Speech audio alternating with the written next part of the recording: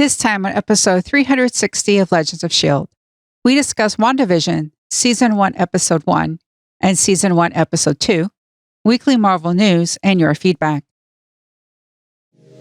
I'm Josh Liston from On the Bubble podcast, an oral history of television fandom, part of the Gonna Geek network, just like the show you're checking out now. Shows on the network are individually owned, and opinions expressed may not reflect others. Find other awesome geeky shows at GonnaGeekNetwork.com. You have been granted clearance by director Alfonso Mack Mackenzie. Stand by for a S.H.I.E.L.D. debriefing.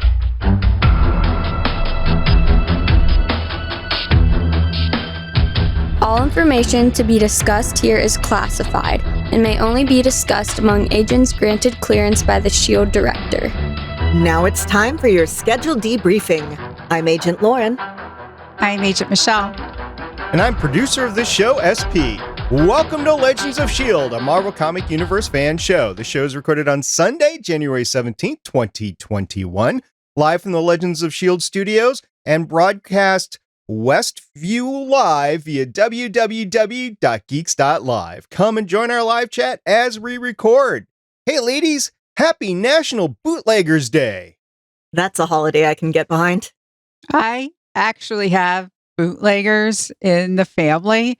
Cool. There's a branch of my family tree in Kentucky and all that type of stuff. And my grandmother, this wasn't really bootlegging, but my grandmother made beer and stuff at home and all that type of stuff. So making alcohol is actually in my family tree. That sounds awesome. It's also highly regulated once you get to the high octane stuff. So that's, the bootlegging beer, still regulated, but you can get homebrew kits nowadays. I have yet to do it, but you can do that at home. I have been wanting to once we have enough space, which fingers crossed should be soon. In the meantime, though, I have actually tried to make my own, basically, hooch before. I found a recipe they said it was sake, but it's not because you need a certain kind of yeast. So I made a rice wine a few years ago, and it was so alcoholic by the time I was done with it, it could basically peel paint. So it was like, okay, just putting a little of this in, soda or something. A little of soda in it, or a lot of soda in a little of your hooch? It had to be a lot of soda in a little of hooch. It was potent.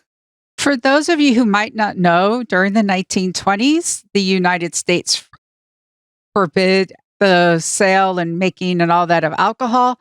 So bootlegging was the illegal making of alcohol to get around all of these laws. And that's where we get like mobsters like Al Capone and all that type of stuff. So just in case you do not know what bootlegging is.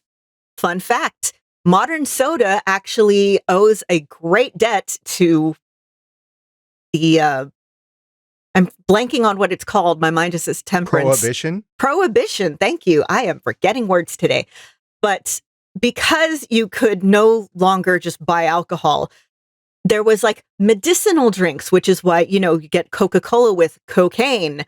And I think Moxie was originally one of the ones that they had as kind of a substitute. There was all sorts of loopholes that people would do, like getting medicinal whiskey, because a doctor could still prescribe like tinctures and patent medicines and things like that. There's some really fascinating bits of history out there around Prohibition and the things that stemmed up from it. I highly recommend looking into it. It is cool. And because it's like the illegal obtaining of something, that's why the modern version of bootlegging is, getting DVDs or downloading stuff and bootlegging. So that's the connection. So that's where the term comes from. In case those of you who are thinking, bootlegging, we're told not to do that and it's a national holiday? What? And before you think we're too off the rails talking about bootlegging, we just got done a few months ago talking about bootlegging in the MCU. I'll put that in air quotes because we talked about Swordfish and the Speakeasy that was at the end of Agents of S.H.I.E.L.D. That's true. Another thing that owes its existence to bootlegging, NASCAR. I thought that was rather obvious and didn't say anything, but for those I didn't actually know until a couple years ago, but then my family wasn't like big NASCAR watchers. Yeah, there was a whole deal on that on the NBC show Timeless, where they went back and got one of the early bootleggers slash NASCAR runners that was an African American, but it had nothing to do with actual bootleg. I don't think they had bootlegging. Anyway, bootlegging is a big thing. This is the National Bootleggers Day, and before you think it's like authorized by any like government entity, it is not. It was just thrown in there by Templeton Rye whiskey, and that so they created it in 2015. So it's been this day ever since. I propose we actually change it to Johnny Mnemonic Day because it actually is Johnny Mnemonic Day. Really? Yes. Wow. I did not see that on the National Day calendar, so that is why it's not on here. So for those of you that don't know Johnny Mnemonic, do you care to elaborate? It's a film starring Keanu Reeves, and it's like, back in the 90s, he has a chip planted in his head and all this type of stuff. It's just really interesting what they thought the future would be. They got the corporation government kind of right, which is kind of scary. It's been a while since I've seen it, but it's great that it's actually Johnny Mnemonic Day. Yeah, the whole thing is they're like bootlegging information and stuff. Wasn't the chip in his head some ungodly number like 5 megabytes or something like that? It was like you look at it now and you're like, oh no. Everything was like that back in the 90s compared to today, where we're talking about terabytes and petabytes that you can have at home, reasonably priced. All right, now that we're all done with that, let's get on with the rest of the show. Legends of S.H.I.E.L.D. is a fan-based podcast on the Marvel Cinematic and comic book universes. Because of being, European. If you'd like to talk to us about being European, you can visit our website, legendsofshield.com. You can leave us a voice message at our voicemail 844-THE-BUS-1. That's 844-843-2871. We're on Facebook, Legends of S.H.I.E.L.D. Podcast. We are on Twitter at Legends of S.H.I.E.L.D. We're on YouTube, youtube.com/GonnaGeek. You can tell your Amazon device to enable Legends of S.H.I.E.L.D. skill. You can join our Discord server at GonnaGeek.com/Discord. And remember, Legends of S.H.I.E.L.D. is a proud member of the GonnaGeek.com network. After 500 and some odd days, we are back into the MCU. This is assuming that Agents of S.H.I.E.L.D. is not part of the MCU and maybe some other pocket universe. Tonight, we're actually talking about the MCU for the first time in 500 and I believe 56 days. Ladies, you ready to talk some Wandavision? Very. Here we go.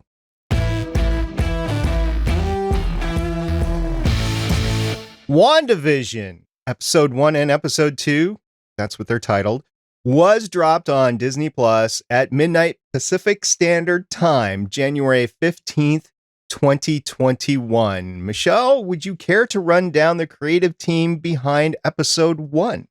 Sure. This episode was directed by Matt Shakman, who has 51 directing credits starting in 2002, including 1 Judging Amy, 1 6 Feet Under, 2 Everybody Hates Chris, 3 Ugly Betty, 5 House, 5 Psych, 4 episodes of Revenge, 6 of The Good Wife, 2 Game of Thrones, and 9 WandaVision.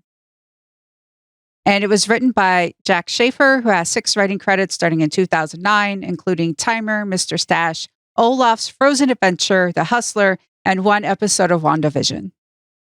Episode 2 had a creative team. Lauren, why don't you run down that for us? First off, it was directed again by Matt Shakman, who Michelle just listed all those credits, so we're just going to breeze right past that.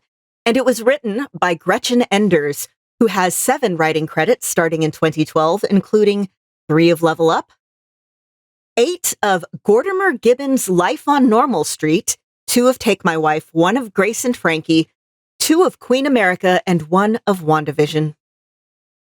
Now, I know that episode 1, I don't know if episode 2 was, but I know episode 1 was filmed in front of a live studio audience before this pandemic struck. I think episode 2 was as well, right in line with the sitcom trope because that's what sitcoms did back in the 50s and 60s. They filmed in front of a live studio audience.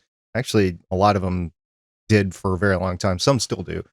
And the laugh tracks I've heard are actually from the audience as they were filming.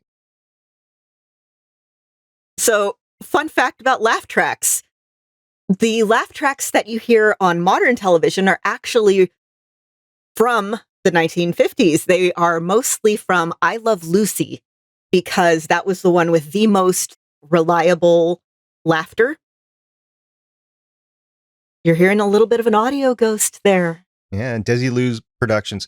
So I think the television series trope, going back to the 50s, 60s, and I guess a little bit of the 70s in these two episodes and episode 2, I think it's a great backdrop if you're going to create a pocket universe or a prison universe or whatever we are in, to call it in WandaVision here, because you're on Disney Plus. And I think for the people that aren't really in the mindset that this is an alternate universe, because not everybody is. I mean, you two and I are very familiar with this idea of a prison universe or a pocket universe. The average person is not that familiar with it. So I do like the connection that Disney made here with the TV shows to use it as a crutch to show this sort of backdrop in this pocket universe. Also, it might be because Wanda, as she was growing up, watched American television in the reruns, and this is what she perceives to be normal American life, and she has created this pocket universe as such, or at least is modifying it to be as such. So it, I think, is a great crutch for the show, and we'll see progression. We've seen progression so far with episode 1 and 2. I can only imagine that we'll see progression with the TV tropes as we go into episode 3 and 4, and we'll get into the 70s and 80s and 90s. I don't know when it's going to stop, but I think we're going to see this progression. It's interesting because if you get the references, you get that extra layer. The show was basically the Dick Van Dyke Show meets Bewitched. And if you saw those reruns, like I saw some of these reruns when I was a kid, however, not a lot of kids nowadays have actually seen black and white television. And it's really interesting how black and white now is associated with something serious or documentaries or something like that, when back in the day, like back television was a black and white first. And so like everything was in black and white. Like it's great for some of us. If you are younger and you did not, or if you're not exposed to it, it might not be that quote unquote cool of a crutch to be on. It's going to be a WTF, moment. I think for some, it's really interesting. For others, it might not be. Yeah, I'm what I guess is considered a somewhat older millennial. And when I was a kid, Nick at Night would show all of these old reruns, like Dick Van Dyke Show, I Love Lucy, Bewitched, and I grew up on that. So it was really awkward in middle school when all my pop culture references were from like the 1940s and 1950s, thanks to that and Looney Tunes. And, but it's serving me well here because there's a bunch of visual references that just make me laugh. Dick Van Dyke was actually brought in as a consultant, and his show was the main template for the first episode. So he was brought in, he's still alive. He was brought in as a resource to use for the first episode. And like I said, they filmed it in front of a live studio audience. And I think they did his trope well. I think one of his main issuances to the production team was, if it can happen in real life, it can happen in this TV show. Now, of course, you have the Bewitched version of Wanda being able to do magical things, flying around stuff in the kitchen and being able to create them so that they could go through things. Like Vision can walk through walls anyway, but then she can make objects so that they could both go through them and stuff like that, because she can manipulate all the Infinity Stones, or at least their powers. So she is also doing that. And I don't think we got that in 50s TV, but we definitely got that in 60s TV. Also, it was 4:3, which was great. I'm glad they didn't go back to the whatever it was, 360 or 420. They did it in 4K, but it was in 4:3 instead of the 16:9 presentation that we see these days, which was pretty good. But when they went to the control room, which we'll have to unpack that later, that was in color and that was 16:9. But it was 4:3 for both the episode 1 and episode 2. And you saw different tropes, like the beds were apart. She pulled them together. Which happened in I Love Lucy when they pulled the beds together after Lucy got, like, the actual actress got pregnant, because it was so, okay, at the time it was so scandalous. You could not show a married couple sleeping in the same bed. What people would think of sex. So they would have married couples in separate beds. I remember my mom pointing out to me, like, look, you could see, she's pregnant, so now they have the beds pushed together. It was a whole thing. And just real quick, one of the things that I liked, you're talking about the aspect ratio and everything. The camera actually behaves the way that a 1950s single camera sitcom would behave, which is one of the things they brought Dick Van Dyke in for, like, hey, here's some of the technical stuff that we did. It kind of took me right back to childhood. I remember coming back from school and watching a lot of these reruns and stuff. I wasn't alive in the 50s, so I can't, as old as you might think I am, I was not alive in the 50s, so I can't go back and say, hey, I watched all this stuff real time. But I did see them in reruns when I came home from school. Leave It to Beaver, this Andy Griffith's show, Little House on the Prairie that was later on. Lassie. I lived for Lassie. All that sort of stuff. I remember seeing it. And then you remember, or I remember, the way that things progress. The neighborhood sets are very bare in episode 1, and Wanda starts filling them in. I can only assume Wanda is filling them in as it progresses into episode 2, where you have the pool scene, you had more neighborhood detail, you had trees, and you had people walking down the sidewalks and that sort of thing, rather than just a bare bones fictitious TV set. It was more like a big neighborhood set. There's going to be more of this as we go along. I'm going to relive my childhood and the TV that I watched growing up through this. I think it's great. And I think, as you guys were saying, this will be great for the kids, because they'll be like, hey, I didn't know it was like that. This is what it's like that. And they'll listen to people like us and they'll go, oh, Dick Van Dyke Show. This was Dick Van Dyke. Yes. That same Dick Van Dyke that was in the original Mary Poppins movie. He had a very successful sitcom called The Dick Van Dyke Show. And if you're curious about 1950s television, particularly, some of the bigger references for this, I Love Lucy is streaming on Hulu and CBS All Access. I very highly recommend checking it out.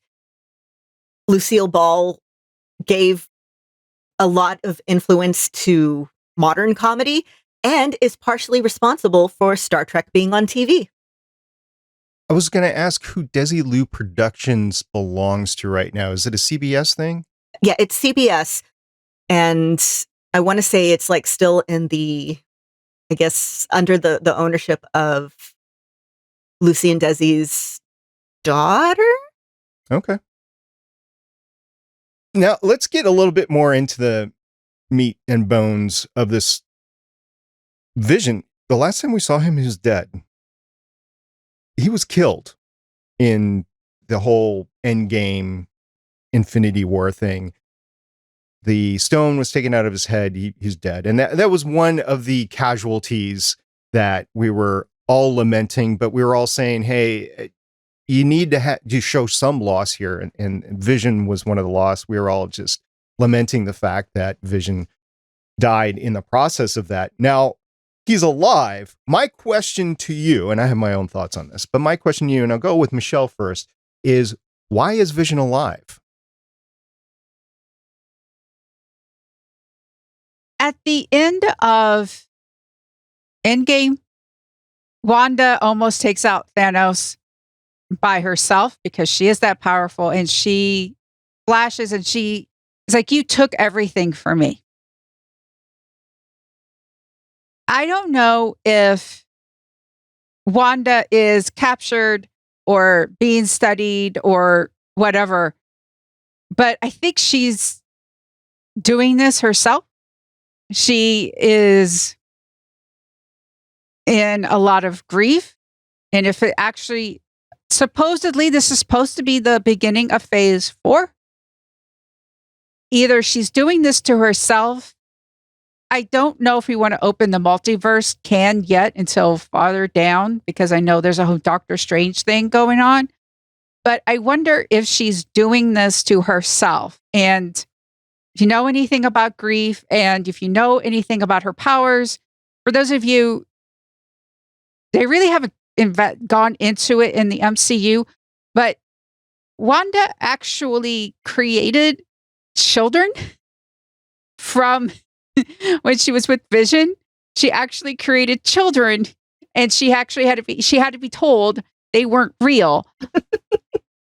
She's pregnant at the end, and my brain was just like, oh my goodness, this is from the comics. And that's what keyed me in onto thinking that she's doing this to herself. Maybe it's a defense mechanism. Maybe she's captured and being done something to her, and this is like her safe space or something.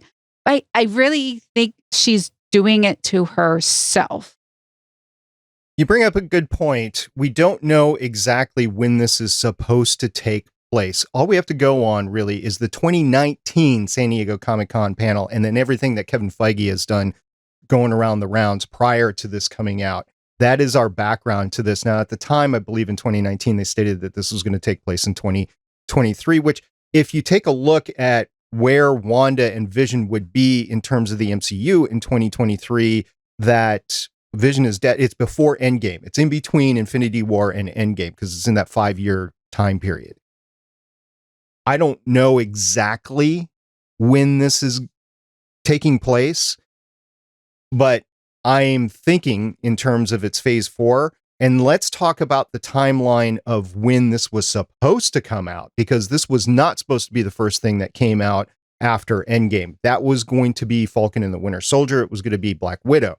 So those were going to come out. This was going to come out right before Doctor Strange. It was going to lead into Doctor Strange. So we can only assume there's going to be some sort of lead in at the end of this into Doctor Strange. That is an assumption based on the original timeline. And we'll see what happens there. They did, in fact, confirm, like, yeah, this is going to have that Doctor Strange connection. Wanda in the comics has created basically little pocket universes, the most known one being the House of M timeline. And actually, when she showed up with the kids, or with the pregnant Belly, the first thing I thought of was, oh my God, Tommy and Billy are going to be canon now in the MCU. Very excited for Young Avengers. The second thing I thought of was an animation from years ago. It used to be on Newgrounds, but Flash is dead now. But if you go to YouTube and you look up Wogoat, Wogoat, this guy did a bunch of Marvel animations. There were like simple little cartoon characters with kind of floating hands. And in fact, it was like a floating hands production. But he did, I think, a 2-parter about House of M. And there's the whole thing of Wanda just kind of creating babies out of nowhere. Or she has babies. Professor X is like, okay, now put them back.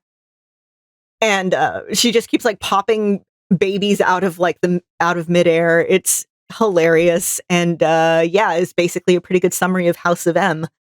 So I don't know if she's created this little pocket universe, or, we heard that voice that I think somebody identified as Randall Park's character, Jimmy Woo, from previous MCU stuff, most notably Ant-Man and the Wasp, saying, Wanda, who's doing this to you? I do have a theory on that, but we can talk about that a little later after we talk about the supporting characters. I just wanted to bring up that I think she has created Vision, either because it's a coping mechanism because somebody has put her in this pocket universe, or she's created the entire thing to bring Vision back. One of the two. I think she has created Vision back because I think she has that power. Because she has the powers of the Infinity Stones. It's part of her magic. It's part of what she can do. She's not like anybody else. This is what she is. And I think she's coming to terms with it. And I think she's trying to come to terms with Vision's lost and created him back in part of that. The other thing is, you guys are talking about the creation of the children. One of the mantras, especially in episode 2, was for the children, yet there are no children whatsoever in either episode 1 or episode 2 in this town. And I think this whole scenario was set up to encourage Wanda to have kids, or somebody's pressuring her to have kids, and she then creates kids, just like you said she did in the comics. She could do that on her own, which is what happens here. Most notably in the comics, there are 2 kids that she has that become part of the MCU, and the twins. And I think in the trailer, we saw that foreshadowed. So I think that's the direction that we're going to go to in the next couple of weeks here. So before we do that, do you want to mention where you think Vision came from, Lauren? Okay. So Catherine Hahn's character, Agnes, the neighbor who always has a martini glass in her hand and is helping her out. And by the way, I love Catherine Hahn so much. I'm very glad she's in the MCU now. But her character's name is Agnes. And you think about it, this could be a reference to Agnes Moorehead, who played Samantha's mother on Bewitched. Or it could be a comics reference. There is a character who was a mentor to Wanda in the comics whose name is Agatha Harkness. Now, since we know that another character who is using a name that is not their own in this little pocket universe, for lack of a better term, could Agatha also be the one who's here, who's influencing her? She's the neighbor, so she can keep an eye on her. I'm going to be watching that pretty closely. She also references her absent on-screen husband, Ralph. And there's been conjecture out there that Ralph is actually Mephisto. And that is basically the devil in the MCU. The Marvel universe has so many devils. Like, there is one called Lucifer, who in the initial comic storyline is responsible for Professor X's paralysis. There's Mephisto. There is actual Satan. Marvel's just throw a rock and you'll hit a devil. So there's speculation, although no confirmation at this point, that Mephisto is actually this codename Ralph for Agnes's husband. And you're absolutely right. There is speculation, and there's no confirmation, that Agnes might be the one that is either controlling this pocket universe or manipulating or observating in this whole thing, and trying to manipulate Wanda in certain directions. We've seen that a couple of times where she's trying to manipulate Wanda into having kids. She's trying to direct her attention away from the helicopter that crashed and became a toy, the sword helicopter, because it had the sword symbol on it. We'll get into that in a little bit. And also the beekeeper at the end of episode 2 came up from the ground. It did have a sword icon on the back of the beekeeper suit, but the beekeeper might be coming up from the ground, like coming up from the devil, the hell coming up from the ground there. So it could be anything at this point. The first thing I thought of when I saw that beekeeper was AIM. In the comics, everybody from AIM wears these, technically, I think they're supposed to be hazmat suits, but everyone calls them beekeepers. There's also a villain in the Marvel comics called Hive, who is a Nazi made of bees. I don't think it's going to be Hive, but I mean, literally, I don't know what's going to happen. So who knows? So just to get everybody on the same page, AIM is Advanced Idea Mechanics. It's a non-governmental separate organization that's a lot like Tony Stark in being able to develop high advanced stuff and to go out and help people, kind of like what the Avengers were supposed to do. And then S.H.I.E.L.D, I've heard it named 2 different things, and I'm going to cover both of them. It's Sentient World Observation Response Department or Sentient Weapon Observation Response Department. Either way, it might impact what S.H.I.E.L.D actually does in the MCU as we go forward, because S.H.I.E.L.D is no longer a thing. So that is AIM and S.H.I.E.L.D in a nutshell. I'm sure we'll unpack that in the future as we go along. I just want to point out real quick, places where we saw the S.H.I.E.L.D logo, not only on that helicopter, which I was fascinated it was in the Tony Stark armor colors, but we also saw it in that control room and on the back of the beekeeper suit. I'm wondering if it could be rescue attempts because the beekeeper comes up and Wanda actually looks at the beekeeper and says no, and everything rewinds. See, before she says to Vision, is this really happening? And he says yes. And then they hear the sound. They go outside. The beekeeper comes up. Wanda looks at it, says no. Everything rewinds. And she asks the question again, is this real? Vision says yes. And then there's the kiss. I wonder if being rescued means this universe dies. And here she is with Vision. And even if she's, like if she's captured and everything, rescuing means this pocket world goes away.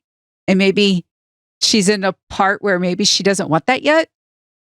I can definitely see that, especially at the pool scene where they hear the radio call coming out from the radio, or help me, Rhonda, help me, Wanda, coming out from the radio, which was a great, just the stuff that they're able to do in here, the references to old TV shows and songs and stuff is just fantastic. But I think that she lost sight of who she was at that singular moment. And then she made the decision again, which is why Dottie kind of went off and did what she did. But then she went off and she decided she wanted to stay there. I think she's trying to make this work. I think this is where she wants to be, whether she's being forced to be here or whether she created this. She now wants to maintain here. So it's going to be a fight to make her realize who she is, where she is, and to try to get her out. And I think you're right. I think there are rescue attempts. I think the big knocks that you're hearing is actual S.H.I.E.L.D. trying to get into this pocket universe, whether they're using the sorcery of Doctor Strange or their own little physics, because we know Darcy's in this season. She's been cast, Kat Dennings, so it'll be interesting to see if she brings that forward into here. I can't wait for that. Whenever that episode's going to be, I can't wait for Darcy to come back. Yeah, as somebody who wrote some middling popular Darcy fanfics right after the first Avengers movie, yeah, I'm excited. I'm very excited. All right, so Michelle, where do you want to go from here? First off, my mom thinks it's interesting. I get to bring back Michelle's mom thing. Yay! She likes it. She's intrigued. She's interested about where it goes. She was like, I don't get a lot of it. Can we talk about it? And so we were able to talk about it, and it helped, which I can understand if you've watched these first two and you're like, I don't know what's going on. I don't feel connected to it yet. I understand, because this just sort of poses this question of what's happening to Wanda. That's really the first two episodes, loaded with, here's all these references. Maybe you should do homework. And if you're feeling a little like, I don't know if I like this yet, I understand if you're there.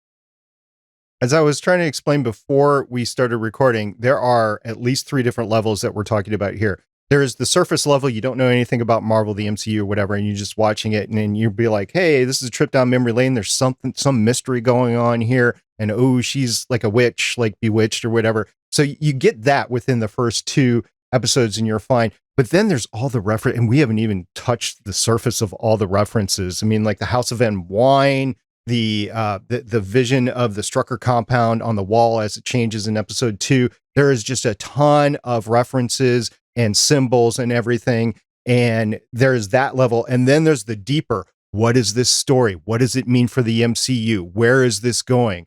And I could see somebody just not knowing and clicking it on Disney Plus because it's like one of the only new shows on and they're watching it. I could see not understanding that. So I think this truly is a water cooler sort of TV show, even though you're not supposed to gather around the water cooler, because that issue. And I'm glad that you had the chance to talk to your mom about it. And I think that her enjoyment is going to increase for the next 4 episodes because of it.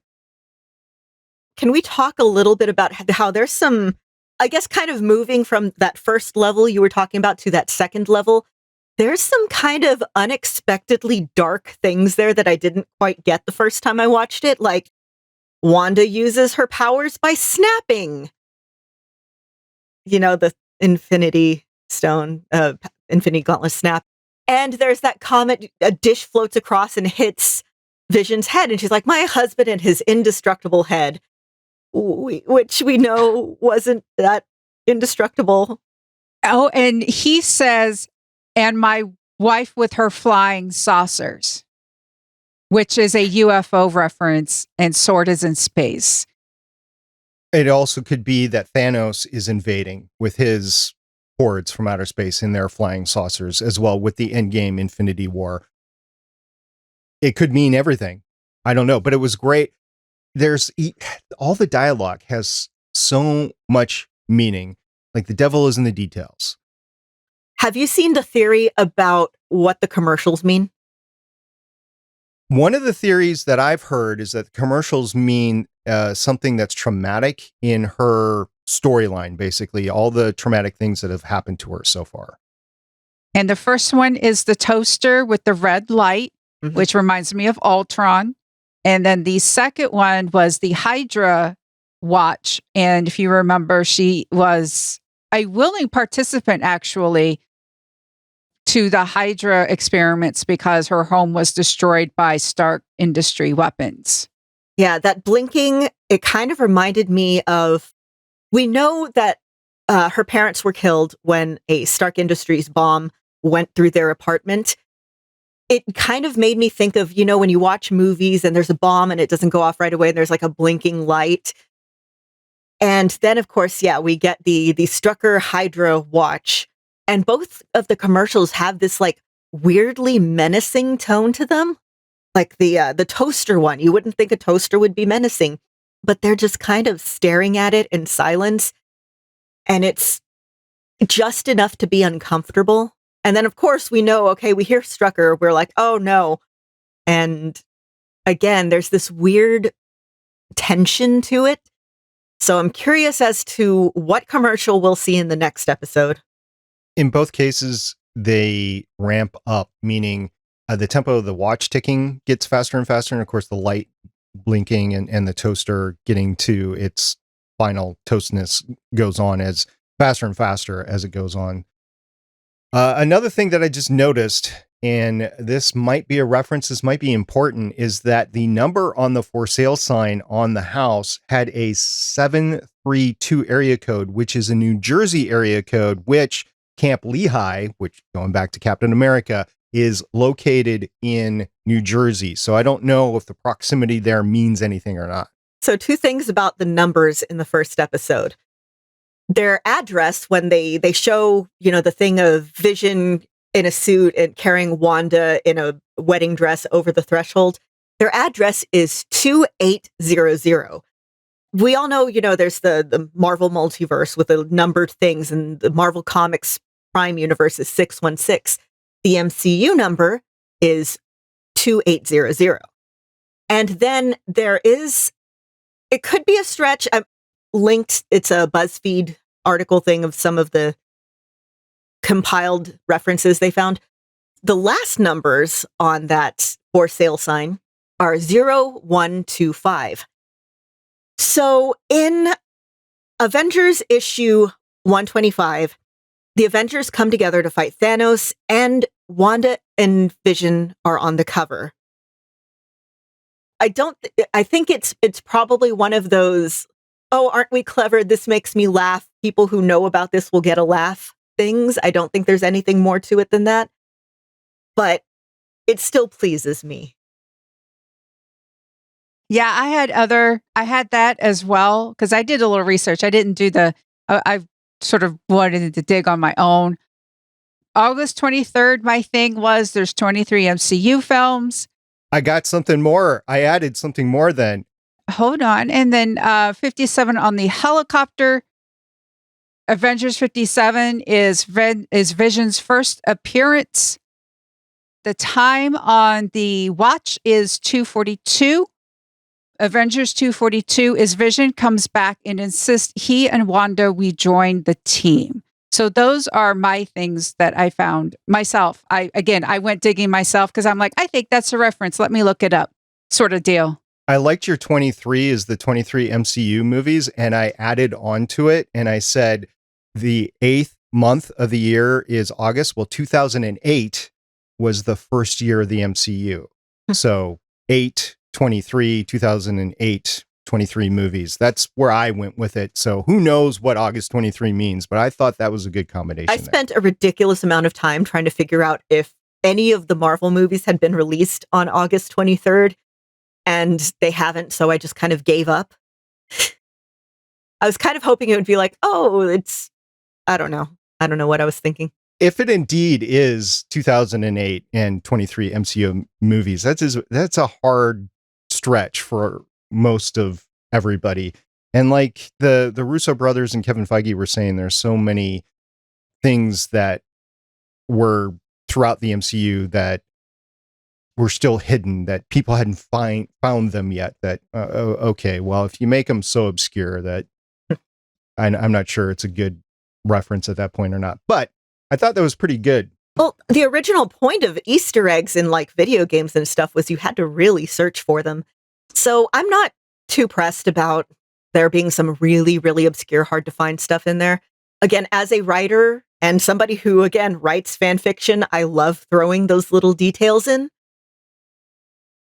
The other thing I just want to talk about is gum drunk Vision, right? So he obviously can't eat anything. He has gum and it gums up the works to the point where he is drunk. And honestly, it distracts him from trying to figure out what's going on, because he is trying to figure out what do we do here? What do we make here? I don't understand what I'm doing in this office. And he goes to the neighborhood watch meeting. It's like, turns out to be a gossip club. And he's like, no, I want to actually protect the neighborhood. You know, I'm an Avenger. This is what I do. This is my mindset. And he gets distracted by some gum. Now, whether the gum was given to him by the group as per Agatha Harkness, or whether Wanda put it there for him to distract him, I don't know. But I think it distracted him. But it was kind of fun seeing a drunk Vision. It was big red gum. Yeah. Yep. Again, the color red keeps popping up because that's the color associated with Wanda in the comics and movies. It did remind me a little bit of that episode of I Love Lucy where it's called Lucy Does a Commercial. So remember early in the episode when I said that in Prohibition, pharmacists could prescribe like medicinal whiskey? So a lot of medicine up until fairly recently actually used to have alcohol as a ingredient, and a primary ingredient at that. So you have Lucy who's having to do all these retakes drinking this thing, and she just gets just drunk, like slurs her words, gets things mixed up. It's really funny. This reminded me of that. And like you were saying earlier, there's a shallowness to sitcoms, particularly early sitcoms, where there's just kind of the husband goes to unexplained work, or they go to work and you see them plugging away at that weird little accounting thing that I don't know the name of. And there's rarely any deep connections. There's like the one neighbor that you talk to, maybe the one across the street that's a bother. And other than that, it's all just guest stars. Whenever they try to point out the shallowness of the world, whether it's Vision asking those questions, whether it's when the boss and his wife come over and they're asking like, how did you meet? When did you get married? What's your song? All of those. And it's chipping away at it's making them kind of confront the reality of the situation, which is we don't know any of this because we're just kind of here. It's reminding me of another thing, like a book or a TV show or something, but I don't remember what right now. It's definitely a trope that's going on within the series because it happens multiple times. I'm not sure if the choking was Wanda's doing. Like Mr. Hart was asking too many detailed questions and she just wanted him to stop. So she put the whatever it was in his throat. or whether somebody else did that, but then his wife gets stuck on a loop, which apparently is a reference to the Vision comics. I did not read the current Vision. I don't know if it's still current or not. It's a few years old now. It's by, look it up. The writer was Tom King. Actually, some of the characters have carried over to other comics, like Viv Vision, who is Vision's daughter in the comic. There's a lot of similarities between that and this, namely Vision trying to live that perfect 1950s life. Yeah, I highly, highly recommend it. Yeah, you notice when the wife gets stuck on a loop, Dottie kind of has one of those like Dottie.exe has stopped working moments when the voice comes on the radio. You see it a couple of times. It's interesting. I think from Dottie's standpoint, it harkens to the fact that these are people that don't want to be here. They're being manipulated to act like this. They weren't just made out of thin air. These are actual people who are being forced to live this life. You know, whether Wanda's doing it or whether somebody else is doing it to force Wanda into something, like imprison Wanda.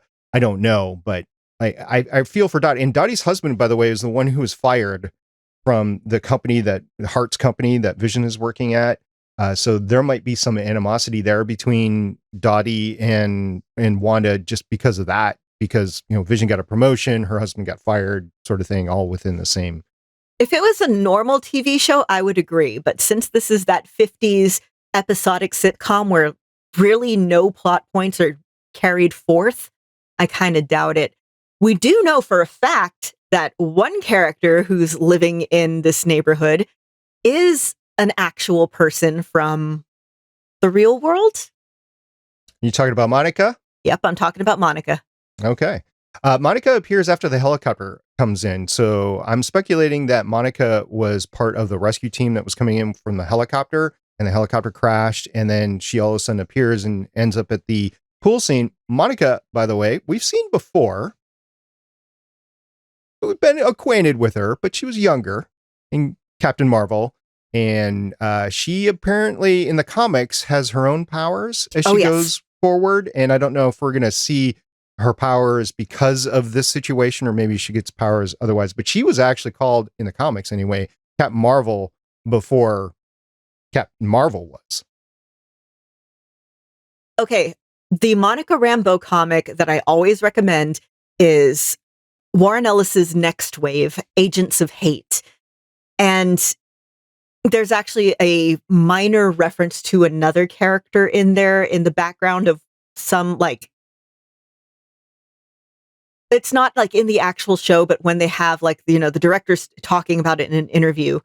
But Monica is the leader of this team of frack-ups, I guess.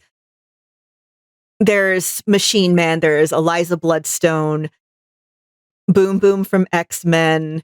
There's a character called the Captain who is hilarious. And Monica in those comics is forever going about like, oh, when I was an Avenger, when I was Captain Marvel.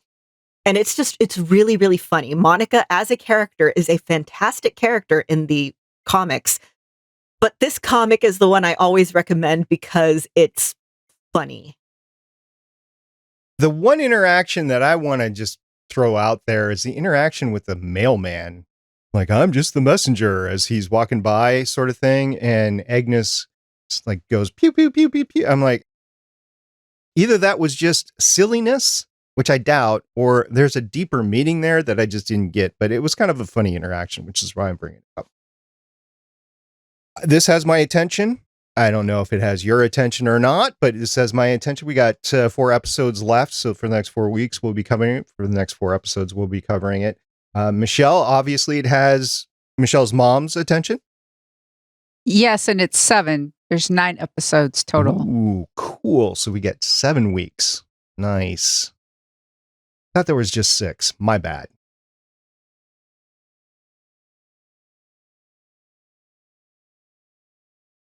Cool. So we get to talk about it for 2 months. I'm really curious if the episode lengths are going to expand or if they're going to continue to stay in the half-hour sitcom timing. If they do that, that'll make the ultimate wrap-up. They'll have to write it very concisely because it'll be hard to do it in just like 22 minutes or so. Like, I just finished watching the Clone Wars, which I actually finished by watching the very first movie. But at the very end, season 7, I watched the ending of the Clone Wars, and season 6, by the way, ended the same way, where it was a multiple episode arc in order to finish it off because they couldn't do everything in that 22 minutes. So that's what I'm thinking here is it'll be very difficult for them in the one episode to actually end it. So it'll probably be a combination, like the last 2 or 3 episodes on all in one big arc. But of course, this whole series is one arc. So I don't know. Anyway. Anything else that you want to bring before we move on, Michelle? Okay. Lauren? Emma Caulfield as Dottie in the second episode made me smile. I really love Emma Caulfield. When they said Dottie, I don't think we saw Dottie at first, but when they said Dottie, my mind went to, the Dottie that we know from Agent Carter, which was not the same Dottie. All right, so we have 7 more episodes, which I assume, and that's assuming right now, will be titled Episode 3, Episode 4, Episode 5, Episode 6, Episode 7, Episode 8, and Episode 9. Although, like I just said, it could be like Episode 1 or Episode 7, Part 1, 2, 3 at the end. I don't know. So we'll see. That's what we're covering next week, Episode 3. And in the meantime, we do have some news.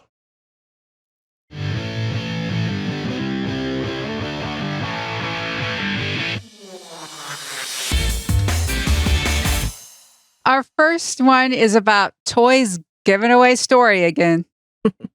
This has happened for pretty much all of the movies at this point, but from the Twitter account Infinitoy MX, there's a bunch of pictures there. I only linked one of the tweets about the Eternals costumes. And there's pictures of the packaging, and you always have the characters and their costumes on the packaging. I mean, it's not huge spoilery. It's just like, oh, this is what we can expect the aesthetics of these movies to be. So that's a thing. And then we have casting news. We do indeed. Moon Knight has gained another cast member in May, and I'm very sorry I did not have time to look this up. May Kalamaui, who is also seen, I think, on the show Rami. I don't remember what streaming service it's on.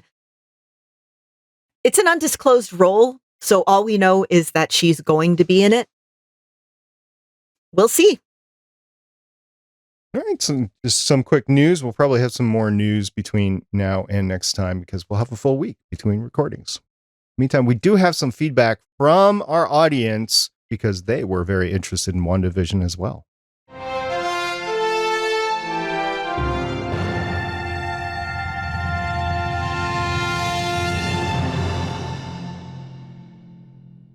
Adana Girl messaged us with OMG, wait, WTF, and then a link to another tweet, which we kind of briefly mentioned it earlier. There's a scene transition, and very faintly in the wall, you can see that castle in Sokovia, where she got her powers, if I remember. Yep, that was the Sokovian at the end in Infinity War. It was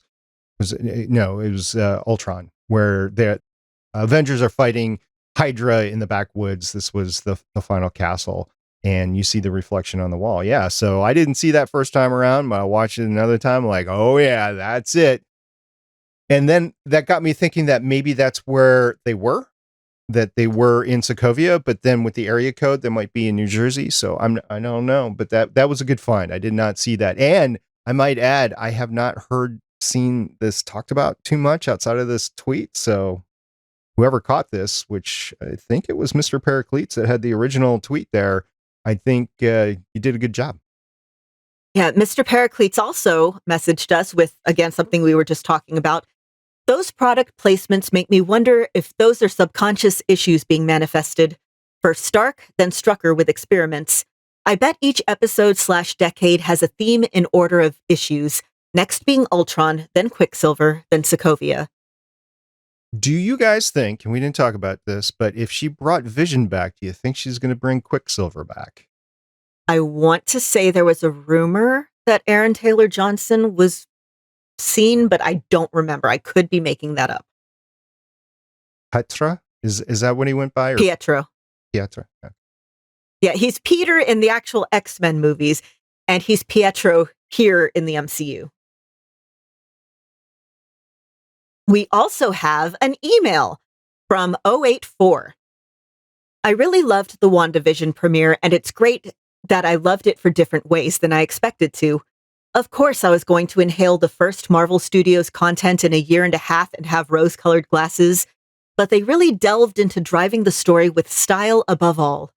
The first 2 episodes were literally a 50s, 60s sitcom about a witch with a robot husband, with campy and silly plotlines straight out of that time period. Even the special effects were decades old, and I loved it. And of course, the MCU fan in me gobbled up all of the mystery sprinkled in. All the sword logos, Geraldine, Agnes, the helicopter, the radio, the color red, and of course, the guy wearing a suit that somehow looks too much like a beekeeper to be AIM. Oh, plus the Stark toaster and Strucker Hydra with wristwatch commercials. You can't take your eyes off the screen for a second. Can't wait to see how they keep the story going. Until next time, 084. I will say this, if you do take your eyes off the screen, you're going to have to back up because you are going to miss something, like I did on the treadmill. That reminded me of one of the things, I noted it when I was live tweeting it. The menu that Wanda is making in that episode is all dishes straight out of the 1950s. It's things that were really popular at dinner parties at the time, like the lobster thermidor, etc. All right. Well, thank you very much for everybody's feedback on Twitter and in email 084.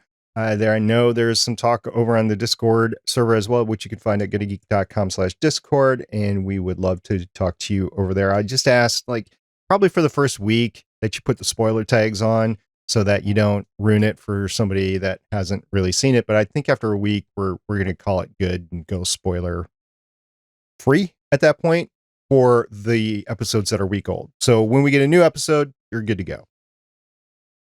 All right. So that's it for the feedback.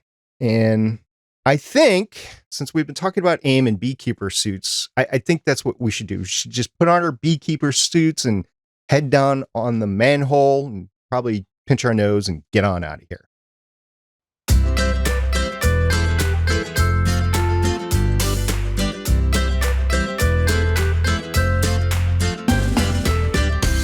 So good to have a new Marvel series out with new content. Thank you very much to Disney Plus for putting it out. Thank you very much for the team over at Wandavision for putting this all together. I can't wait to talk about the rest of it. Thank you to everyone who joined in for the live tweet. I am back doing live tweets, everyone. So check us out on Saturday mornings at 10 a.m. Central Standard Time. I am linking whenever I tweet the hashtags that I'm using. So if you want to be spoiler free, you can mute those. Yeah, it makes me happy to be watching this with people again. So thank you again and hope to see you in some future threads. Yes, thank you to everybody who interacts with us, and whether it's Twitter or the Discord or email. And yes, it's great to have new content and to be able to bring back my mom's take on things. And with that, until next time, I'm producer of the show, SP. I'm Agent Lauren. And I'm Agent Michelle. Bye. See everybody next time. New time, Sundays, 5 p.m. Eastern. Bye. Bye-bye. Just don't think helicopters are meant to fly. Thank you for listening. If you want to leave us feedback, go to gonnageek.com and you will find all our contact information and other shows. You can also visit legendsofshield.com where you'll find our complete archive of podcasts. The music heard on this podcast is by Kevin MacLeod, found at incompetech.com, and also artists on pond5.com and audiojungle.net. The opinions heard on this podcast are those of the individual hosts and do not represent Stargate Pioneer Productions, Legends of S.H.I.E.L.D, or Gonna Geek. Agents of S.H.I.E.L.D. is the property of the Disney Corporation, Marvel Studios, and ABC. No infringement is intended.